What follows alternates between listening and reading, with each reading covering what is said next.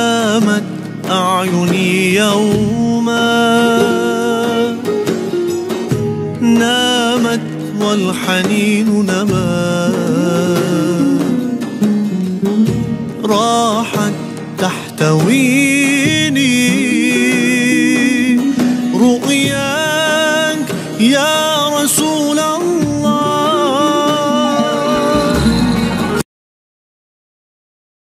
Bismillahirrahmanirrahim. Allahumma salli ala Muhammad wa ali Muhammad.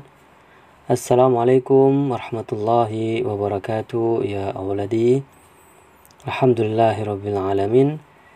Kita bisa berjumpa lagi, dan semoga antum masih tetap semangat dan diberikan kesehatan, dan yang sakit semoga cepat sembuh, dan keluarga antum semuanya sehat dan dilancarkan rezekinya, dan dipermudah segala urusan antum dan dalam lindungannya. Amin amin ya rabbal alamin. Bismillahirrahmanirrahim. Allahumma shalli ala Muhammad wa ali Muhammad. Allahumma zidna ilman warzuqna fahman wa fawwid amri ilallah innallaha basirun bil ibadah. Alhamdulillah rabbil alamin. Kita akan melanjutkan materi dari minggu yang lalu, yang mana minggu lalu kita sudah jelaskan tentang amil nawasikh, yaitu bab kana dan saudarinya. Dan sekarang kita melanjutkan, yaitu bab inna dan saudarinya, yang mana pada kesempatan ini kita akan membahas yang pertama amal atau tugas inna dan saudarinya, yang kedua apa saja saudari inna, yang ketiga adalah makna dan kegunaan inna dan saudarinya, yang terakhir adalah perbedaan antara inna dan anna. Naam, langsung saja. Yang pertama itu tugas atau amal inna. Seperti yang sebelumnya itu kana. Kana itu adalah tarfa'ul isma wa tansibul khobar. Sedangkan inna itu kebalikannya, tansibul isma wa tarfa'ul khobar, yang mana pengertiannya adalah menasobkan isimnya dan merafa'kan khobarnya. Penjelasannya kurang lebih dalam atau prakteknya sama dengan kana, yaitu dia masuk pada mubtada dan khobar, yang mana menasobkan mubtada itu disebut dengan isimnya dan merafa'kan khobar dan disebut dengan khobarnya. Nah, dalam contoh Allahu sami'un, yang mana Allah di sini adalah mubtada, kemudian sami'un adalah khobar. Ketika kemasukan inna menjadi innallaha sami'un, yang mana Allahnya adalah isim inna dan sami'un adalah khobar inna. Contoh yang lain yaitu asyhadu anna Muhammadan Rasulullah. Saya bersaksi bahwasanya Muhammad adalah utusan Allah. La'allan nasra qaribun. Semoga pertolongan dekat. Kemudian innal kitaba jadidun. Sesungguhnya kitab itu baru. Ini semua adalah contoh dari inna dan saudaranya. Kemudian pembahasan yang kedua adalah tentang apa saja yang termasuk dari saudara inna. Yang saudara inna itu ada 6, termasuk juga inna. Yang pertama adalah anna, kemudian yang kedua adalah ka'anna, yang ketiga adalah lakinna, kemudian yang keempat adalah la'alla, dan yang terakhir yang keenam adalah laita. Keenam ini yaitu termasuk inna juga memiliki fungsi atau kegunaan tersendiri. Yaitu pembahasan yang ketiga adalah fungsi atau kegunaan atau makna dari inna dan saudarinya. Nah, yang pertama adalah inna dan anna. Dia memiliki makna taukid, yaitu menguatkan. Contohnya innallaha sami'un alim. Sesungguhnya. Jadi menguatkan bahwasanya sesungguhnya Allah itu maha mendengar lagi maha mengetahui. Kemudian sedangkan contoh yang anna, asyhadu anna Muhammadan Rasulullah, saya bersaksi bahwasanya atau sesungguhnya Muhammad itu adalah utusan Allah. Jadi inna dan anna itu memiliki makna taukid, yaitu menguatkan. Kemudian yang kedua, ka'anna. Ka'anna memiliki makna tasbih, yaitu menyerupakan atau serupa. Seperti contoh, ka'annaka maridun. Berarti ka itu diartikan seperti. Kalau dalam konteks ka'annaka maridun ini, sepertinya kamu sakit. Jadi ka'annaka itu seperti atau kayaknya kamu sakit, atau seakan-akan kamu sakit. Jadi misal kita ada teman yang pucat, kita mengatakan dalam bahasa Indonesia kayaknya kamu atau kelihatan sakit. Dalam bil Arabiyah, ka'annaka maridun. Jadi itu ka'anna fungsinya atau maknanya itu tasbih, menyerupakan. Kemudian yang ketiga, lakinna artinya adalah istidrak. Istidrak ini mengangkat apa yang dituduhkan atau apa yang dipernyatakan dari sebelumnya. Misal, huwa tawilun. Istilahnya tinggi, dia itu tinggi. Walakinna Ahmad atwalu minhu. Akan tetapi, biasanya lakinna ini diartikan dengan akan tetapi. Ahmad atwal minhu, lebih tinggi darinya. Yang mana pernyataan yang pertama adalah huwa tawilun, yaitu dia tinggi. Dan lakinna ini biasanya ada di pertengahan kalimat, karena sebelumnya harus ada pernyataan terlebih dahulu. Itulah gunanya atau makna dari istidrak, yaitu huwa tawilun, dia tinggi. Akan tetapi, jadi lakinna artinya adalah akan tetapi. Ahmad atwal minhu, Ahmad lebih tinggi darinya. Jadi mengangkat dari perkataan sebelumnya. Jadi yang dia si fulan ini tidak tinggi kalau dibandingkan dengan Ahmad.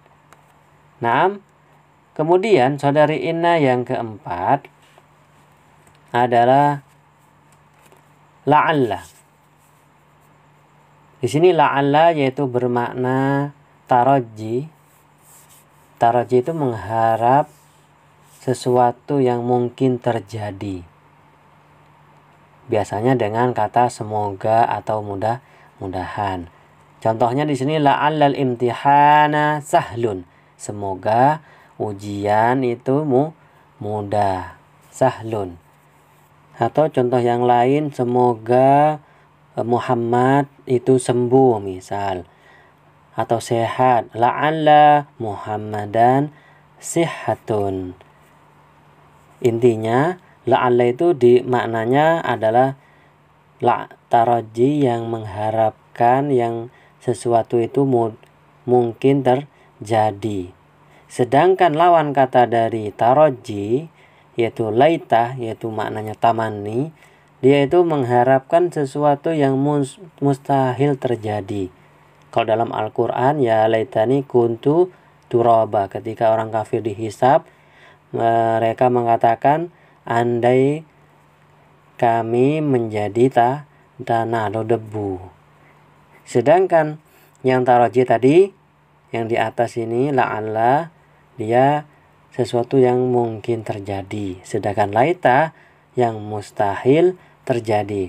Di sini ada contoh laita syabba ya'udu yauman.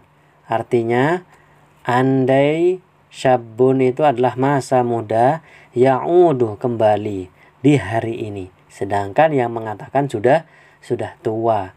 Andai masa muda kembali, mungkin saya lebih sehat. Dan masa muda ketika seseorang itu sudah tua, mustahil untuk kembali ke masa muda. Naam, ini adalah pembahasan yang ketiga. Kemudian pembahasan yang keempat, yaitu yang pembahasan terakhir, yakni perbedaan antara inna dan anna, yang memiliki makna taukid akan tetapi harokatnya beda, inna sama anna.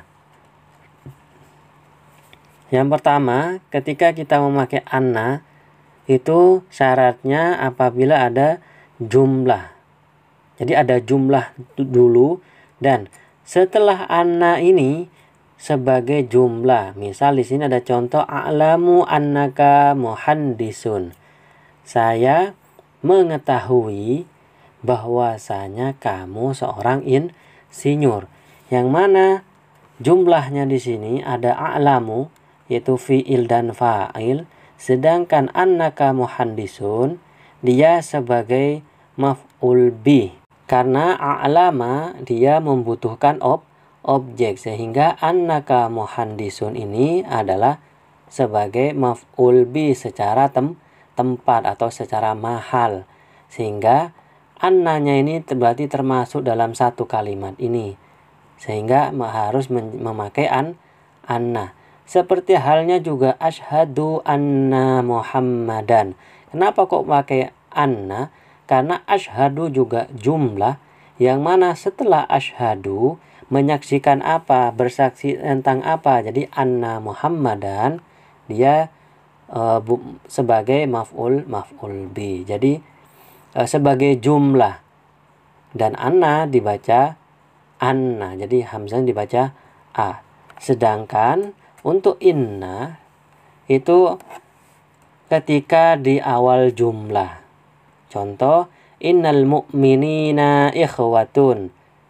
Kalau anna tadi di pertengahan, jadi jumlah dulu baru anna. Sedangkan inna dia di awal kalimat atau awal jumlah. Innal mu'minina ikhwah. Kemudian yang kedua, setelah qala dan tasrifannya bisa qala, ada di sini ada contoh qul innallaha ahadun. Tadi kalau anna itu jatuh setelah jumlah dan qul juga jumlah. Kenapa disebut dengan jumlah? Karena berupa fi'il dan fa'il. Akan tetapi qul di sini tidak butuh objek atau maf'ul bi. Sehingga innallaha ahadun ini tidak sebagai dalam tempat maf'ul bi. Hanya qul berkata, tidak butuh objek. Sedangkan a'lamu di sini butuh objek. Sehingga annaka muhandisun di sini menempati tempatnya objek atau maf'ul bi. Sedangkan qul dia tidak menempati tempat maf'ul bi. Jadi hitungannya sama. Inna ini berada di awal kalimat. Kalau dalam bahasa Indonesia, misal Allah berfirman (2) atau Rasulullah bersabda (2), sehingga innanya di sini termasuk masih awal jumlah. Kemudian yang ketiga, setelah huruf sumpah. Di sini wallahi inna abaka haqqun. Demi Allah, sesungguhnya ayahmu itu benar. Wallahi juga termasuk huruf qasam, setelahnya bukan jumlah. Jadi bukan satu kesatuan dari jumlah seperti a'lamu fa'il maf'ul bi. Kemudian yang termasuk kata yang dibaca inna yaitu pada awal jumlah silah mausul, yaitu setelah lafadz alladzi. Jadi setelahnya dibaca innahu. Yang kelima, pada awal hal yang berupa jumlah. Contohnya la ta'kul wa innaka qaimun. Karena antum sudah pernah belajar hal, yaitu babul hal yang menjelaskan keadaan. Di sini la ta'kul, janganlah kamu makan, wa innaka qaimun. Jadi ini sebagai jumlah hal yang terjemahannya sedangkan kamu dalam keadaan berdiri. Jadi janganlah kamu makan dalam keadaan berdiri. Wa innaka qaimun. Kalau dalam arti teksnya, janganlah kamu makan sedangkan atau dan sesungguhnya kamu dalam keadaan berdiri. Jadi kan menjelaskan keadaan bahwasanya sedang berdiri. Sehingga ini disebut dengan hal yang bentuknya berupa jumlah. Sehingga di sini innanya dibaca, hamzahnya dibaca kasroh, bukan anna. Kemudian yang terakhir, setelah huruf tanbih. Tanbih itu adalah peringatan. Ala, yaitu ingatlah. Innan nasra qaribun. Lagi-lagi ala di sini bukan jumlah.